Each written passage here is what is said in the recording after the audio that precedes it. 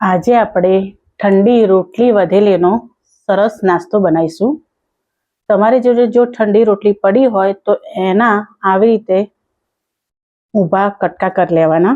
પછી એક પેન લઈને એમાં 1 ચમચી તેલ અને 1 ચમચી બટર નાખવાનું અને પછી ઊભી સમારેલી ડુંગળી અને કેપ્સિકમ એડ કરવાના અને બંને સારી રીતે સાતરી લેવાનું। એ સતરાઈ જાય એટલે અંદર સોયા સોસ, ચીલી સોસ અને ટામેટા સોસ સ્વાદ મુજબ અંદર એડ કરવાનો।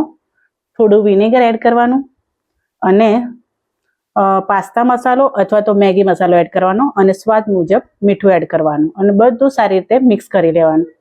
સારી રીતે મિક્સ થઈ જાય એટલે અંદર આપણે જે રોટલીના કટકા કર્યા હતા તે એડ કરશું અને એને પણ સારી રીતે મિક્સ કરીને હલાવી લેશું। તો તૈયાર છે વધેલી રોટલીનો સરસ મજાનો નાસ્તો। આ વિડીયો જોવા માટે મારી ચેનલને સબસ્ક્રાઇબ કરી લેવી।